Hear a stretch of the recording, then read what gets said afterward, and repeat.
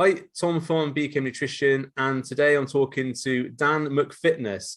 I say MacFitness because I don't actually know what Dan MacFitness' surname is because I've always called him Dan MacFitness.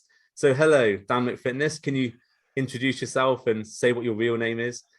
Yeah, that's a common question that comes up. Like people go, "Oh, Dan Mac Fitness. What's your surname?" And I'm like, "Oh, it's Smith." And they're like, "Oh, really Dan un McSmith.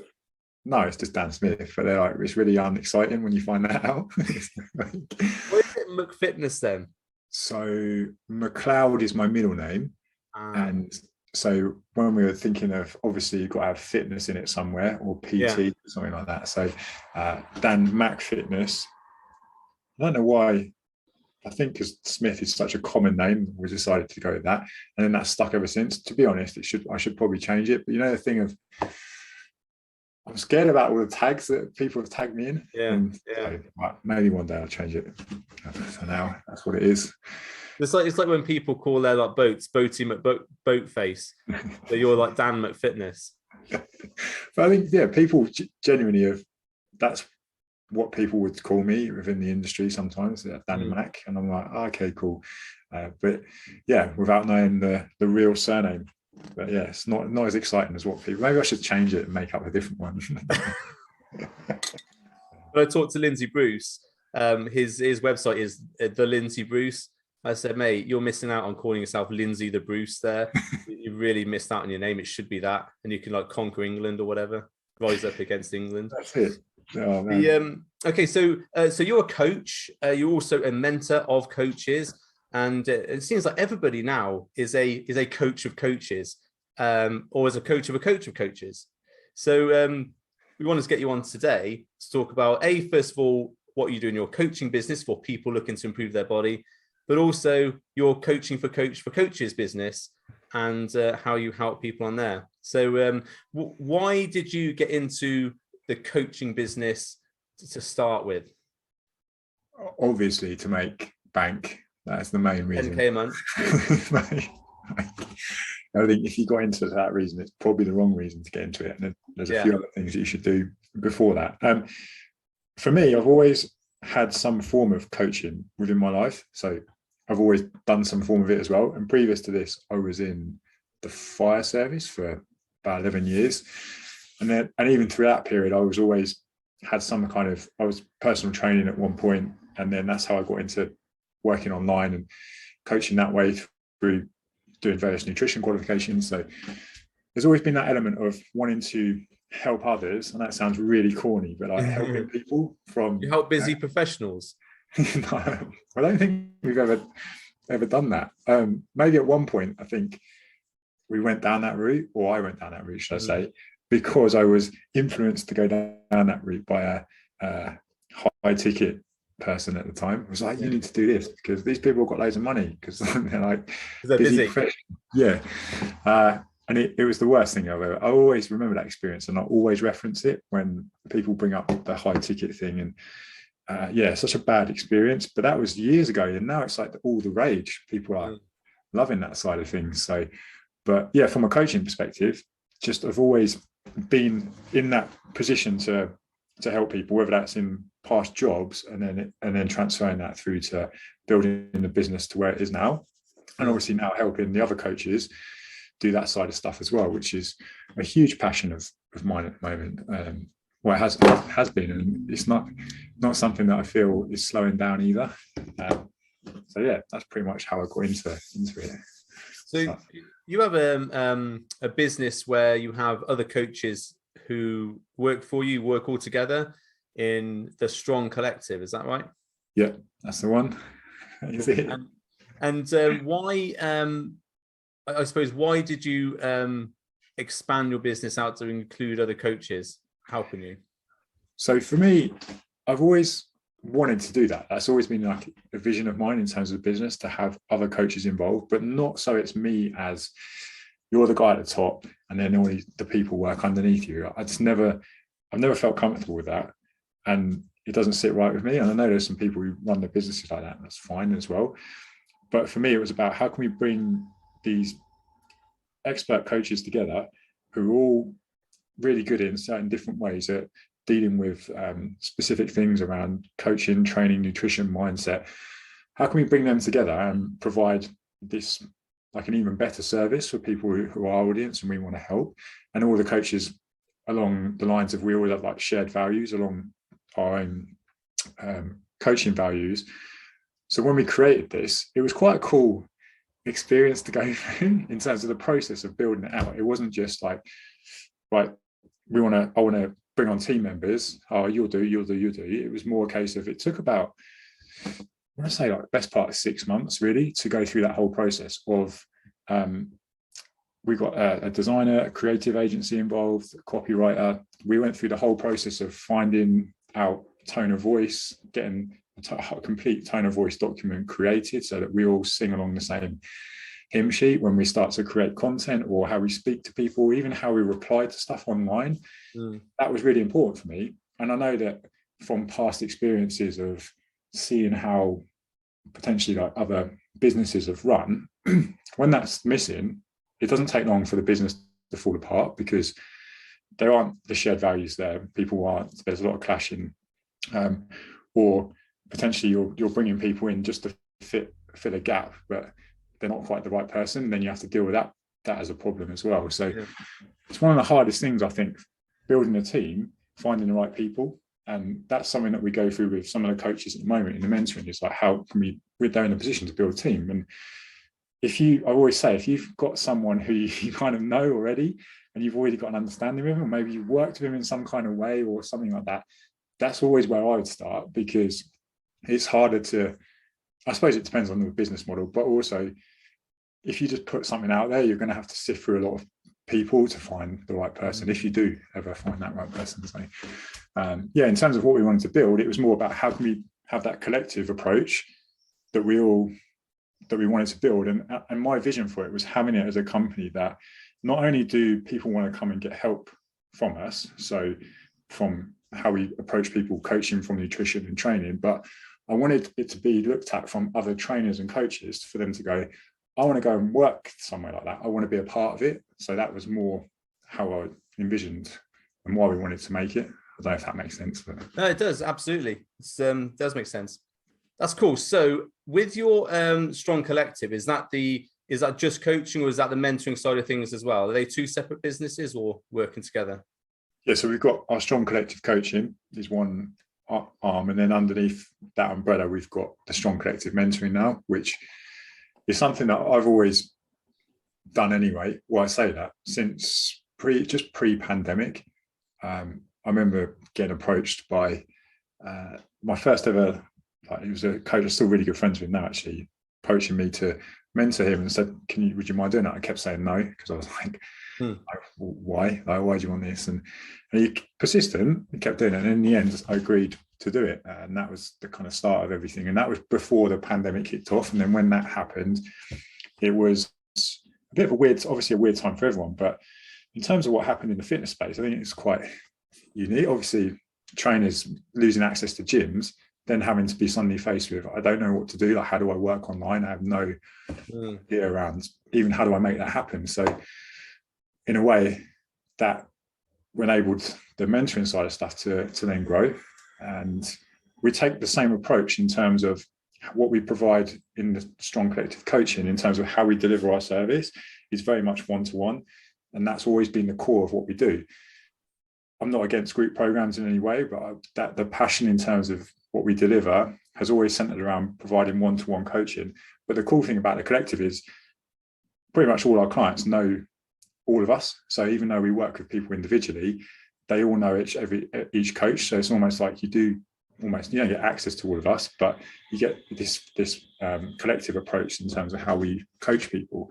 And it's the same in the mentoring. I wanted it to be very much coaches come on and we work with you one-to-one with your individual business, not you come on, we have one call, and then the rest of the calls are you're on like a group program where you don't get any kind of specific advice. Maybe you get another call like 6 weeks later. But I always felt that some people work really well with that, and that's fine. But there was a big gap for people who weren't really getting that support that potentially they needed. So for me, the one-to-one element was huge.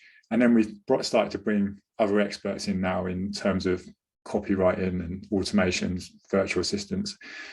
We brought a psychologist in as well to help with the client troubleshooting side of stuff, which is a massive part of the mentoring process that a lot of companies forget, because they're like, okay, how can we, get you more clients? How do we make you more money? How do we get to these figures that are just plucked out of thin air sometimes? But they don't actually tell you how to coach better, or how to deal with situations, or how to get people, your clients, these results that then they tell other people about, which is a big part of the business.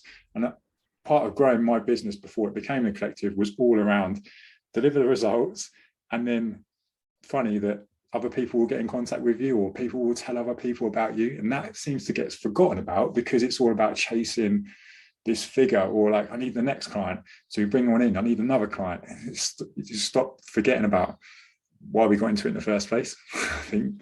Yeah, I think that is especially in the fitness space, and you know what, it's I've been on the Dent program, which is like loads of different businesses, and it's the same across, I would say, the majority of the industries where people work with other people. It's all about client numbers and how many clients can you get in, and as in not the Dent program, but the sort of the gurus in the industry. That it's all about like, how many clients can you make, how much work can you not do to make that money. And what was refreshing about when I did the Dent program is all about how can you give the client the best experience, and how can you make sure they are getting that they become your best advertisers and all this sort of stuff. It's really refreshing. But yeah, I think in every industry there's these guru types who it's all about how much money can you get in the bank, regardless maybe of the service you're providing to the customer, which is wrong way of thinking it. It's certainly in the gym industry, whereas obviously I own my own gym. In the gym industry, you've got like, okay, we won't name names because I don't want to get sued, but big industry players, and it's all about how many members they can get through the door. And once you get your membership, well, who cares? As long as you don't come and don't clog up the gyms, that's great. They love that. Whereas what ministry's done is provide all these extras for members, so that when they come in, they get diet plans and free this and free that and recipes and everything else, which other gyms don't do. It's about that client experience. But unfortunately, people just aren't about that. Well, I would say a lot of people aren't about that at the moment, and it's in every space. Yeah, that is interesting actually, because I feel that it's not even on the coaches.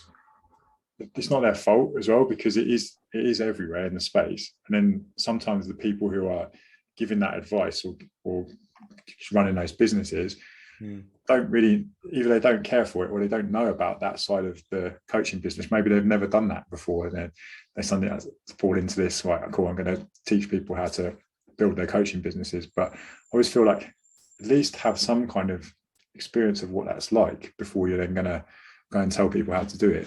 And I think it becomes, for me anyway, from knowing that side of the industry, it's easier to see when people are like that, because of, you can, I don't know, you have this kind of sixth sense around like, well, what they're doing is they're taking what they did potentially in their coaching business, where people had to fit into a box, and they're doing the same in their mentoring business, where you have to fit into a box. And I just feel like it's the whole bodybuilding, you probably hate me for this, but that cycle again where people just diet plan. I've done a show, so now I'm a coach. Exactly right. I got fourth out of three in a show, so now I'm going to teach people how to diet. And but in bodybuilding, it was so funny. You used to have like, I remember, and I won't again name names, but you would have like guys who would get coached by some of the top guys. And then you would find that all their clients got the same plan they got. And then all the people they got the same plan. So when you get down to the bottom, you've got the guy here at the bottom who's got nearly the same plan as the pro guy at the top. And he's giving that to his like mainstream clients. Like, but I know where that's come from. That's that guy's diet plan. And they've all got the same stuff. It's brilliant. Yeah. But that is how a lot of the mentoring sort of guru coaching industry works. Is here's something that's worked for this big American company or guy, they've done a little mentoring course, and then all these other people are now basically just putting their title on it and then giving it to their guys. It's going to work, isn't it? So you think about that effect. If you get enough people to do it, you're going to get some people are going to work, and they're the people you're going to hear about. Yeah, screen grabs and stripe screen grabs and things. But I know from working with the people where it doesn't work, right? So they come to speak to me, and then they come and work with us, and you hear some horrendous stories about stuff that happens at the moment. The people being threatened with debt collection agencies, and just because they're not, but it's not their fault. They're not given the support when they've asked for help. They're just fobbed off with something. And you're like, well, and then they're stuck in that situation where you've signed the contract, but how can that contract be binding if you're not getting the help and support that you think you should be getting? That's something that I've never, well, I know why it's done, but something that I really got an issue with, like these like guru coach people who will sign contracts, but they will also teach their clients to get their, as in the coaches, to get their like body transformation clients to sign a contract as well. And so what are you going to do if that person gets to week 6 or 8 and decides it's just not working for them anymore, and they're de-invested in your abilities, they're not engaging with the program at all, and they say they want to leave, but you turn around and say, no, you signed a contract, you have to keep paying. Yeah. It's the same as with gyms, like gyms who like bind you into, like big gyms who has 149 quid a month. And if you ask to leave, they say you got to give them 3 months notice. Why? Yeah. Well, why are you doing that? It's a month's notice, surely. Oh, no, in our contract, it says 3 months. And all these contracts, I'd probably bet a little bit of money on it. If it ever went to court, it would be thrown out as being non-binding or unfair. Yeah. And I've seen the I suppose the big gurus will argue against that because they've got their legal team on it. But it'd be interesting to see how many people have actually been taken to court about this, because you're right, there is a lot of people who are paying like £600-700 a month and then saying, look, it's not working for me, I'm not making any money, I'm actually losing money, I want to stop. And they're saying, no, you've got to keep paying. Yeah. And we shouldn't be in that situation where coaches are asking these questions in Facebook groups, like saying, oh, my client's wanting to stop, but they've signed a 3-month contract. We shouldn't be in a situation where that's even a thing. They shouldn't be going, oh, do I get them to pay for it because they've just had an accident and they've got to go to hospital? Well, yeah, of course you should get them to pay for it. Exactly. Like, it blows my mind. That shouldn't even be a thing. But because of the way that it's being positioned by people, that's what coaches unfortunately are thinking. And I just feel like as an industry where we provide a service around health and fitness, that's just not the way to go. Yeah. And it's right. So I've worked with a couple of business mentors, and most of them are outside the fitness industry. And the reason for that is that there's not that, oh, here's what worked for everybody else plan, which worked quite well for me. And I was working with a guy, really, really good guy called Seb, who was actually one of my clients before that. And I won't disclose obviously how much I was paying him, but it was less than one of these group-based programs where you get no one-to-one support. And I would have like a monthly meeting with him for about an hour, and I got incredible value out of that. Here's what you need to do, go out and implement it. And of course there was like a bit of WhatsApp support and whatever else in between meetings, but it's essentially like, here's what you need to do, here's what you need to work on, it's specific to what my business was, then go and do it. And that's what I did. I went off and implemented it. There was no Facebook group, there was no like slide in the DMs and do this, that, the other, cold DM people until they buy, that sort of thing. And that is what is being pushed for this sort of $699 a month 6-month program, and there's no one-to-one support there at all. Oh, unless you pay $1,000 a month. Yeah, you got to get into that, whatever it's called. Yeah. But I get it, and that's my drive behind it, because I know that we don't, in terms of our mentoring, I know it's nowhere near the price points of what some of those can charge.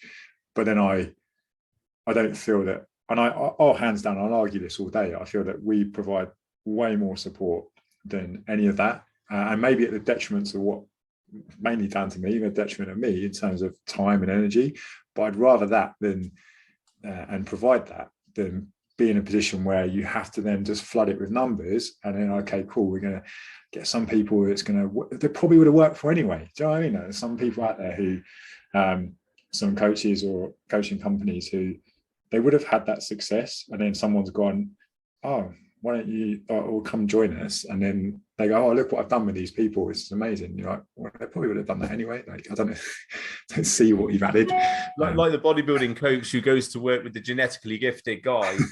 And it's look what happened. After the guy was already winning a few shows. Look what happened here. He kept on winning shows and didn't look any different. But that's me that done that. Yeah, but that was a story. I mean, I don't know, you probably know about this. There's like people who I know when they were coaching would reach out to these guys, those genetically gifted, and say, oh, I'll coach you. I don't need to pay me. I'll coach you for free because I just want to basically jump off your success. Yeah. I wonder if that goes on in the guru fitness business coaching.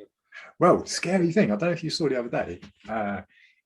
And I don't know why I didn't think this was a thing anyway, but you can now get fake, like you can go into like Fiverr or whatever, and they'll give you a fake testimonial. You just put I did see that. Yeah. And then like fake before and afters, and because you can build up this whole facade. Yeah, I've seen that, and that's the reason why I record all my testimonials with my clients, so people can't say, "Oh, that's fake." It's like there's 20 minutes of the guy saying that he got results, but yeah, all these before and afters, which is just like pictures, and it's like a load of bullshit with it. It's like, wow, that's actually a thing now. You can do that. Crazy. That's ridiculous. So okay, so let's talk about what your future plans are for both your coaching and your mentoring business. What's the next thing after this? For us as coaching within the Strong Collective, we are looking at bringing more coaches in. So got plans by the end of this year to have another 2 coaches on board.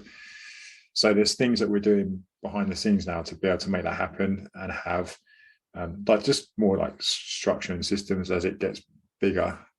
There's things you probably never need to think about when it's just you.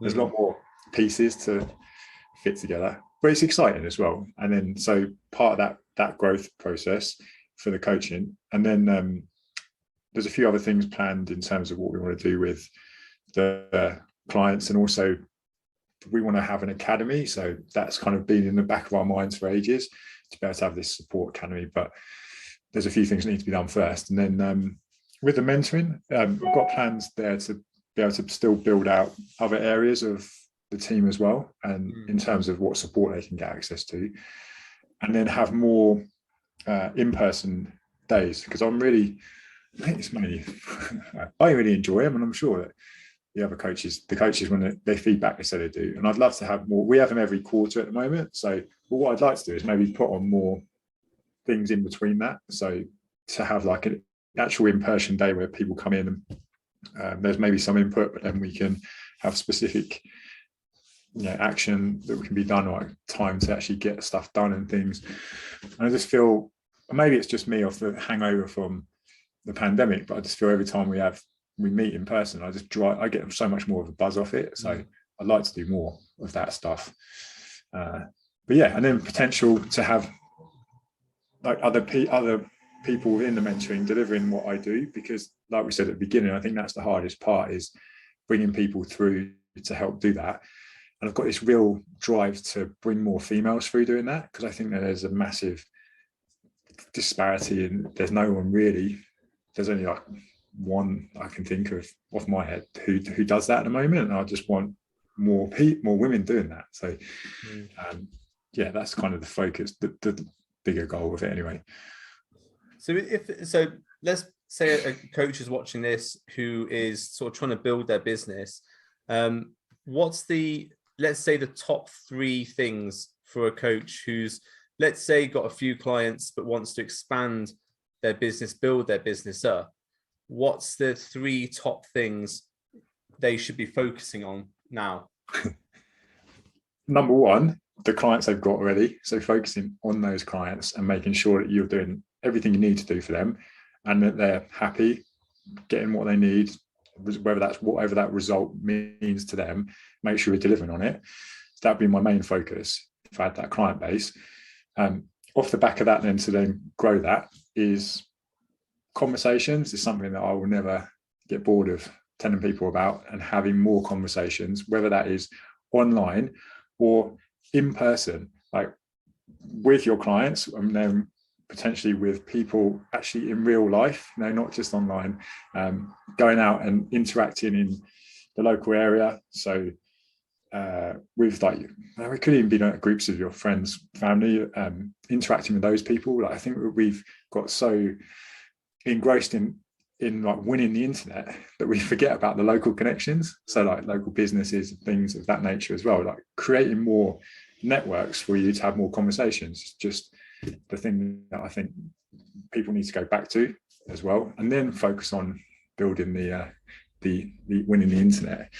And then I would spend less time creating content, and I'll spend more time actually going out there and interacting. So if you are looking at the online side of it, because I think we get too fixated into, I've got to create all this content, I've got to have a schedule for posting that, and sometimes I see this as like proactive and reactive content, where we are posting a piece of content and we're like, right, cool, just waiting, something will happen, waiting for the calls. Yeah, and then, or we might put a poll up, cool, we're like, right, something will happen here, and you just like, it's very reactive. Whereas if we just proactively go, I've spent more time now interacting in other people's content, not just for this reason. One, because I think it's a good thing to do, quite enjoy it. I like to be social on social media, I like to get out there and interact, and that has a big impact in terms of being seen, and we're being talked about in other places now. I'm getting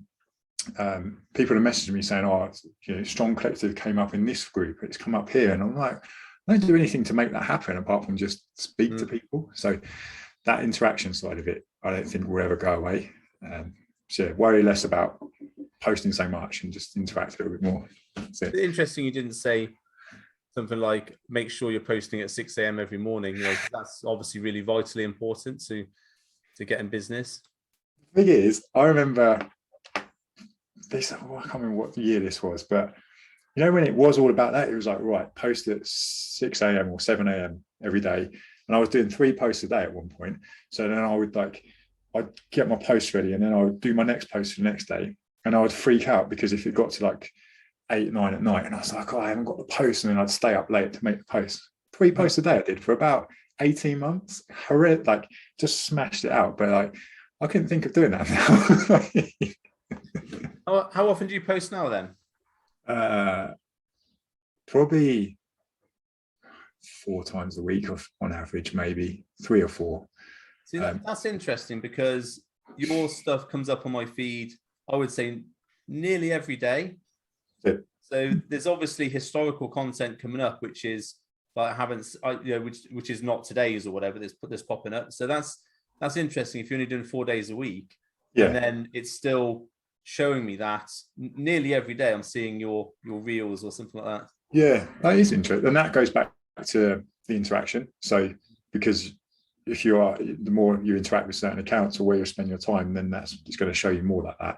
I probably interact more with your content than some other people's, and also for our coaching account, we're posting 6 days a week there, but that's different because it's one, we've got like 4 of us, so it's a bit easier to do the content, but also it's building a new account that was built from scratch. So I think there is merit to posting more frequently and having a consistent approach to it. My account is a little bit more, there is a plan to it, but it's kind of in my head, it's a bit sporadic, because sometimes I'll post something because I've I'll have an idea, or like we were speaking about earlier, I might create a reel off the cuff and like, cool, let's post this.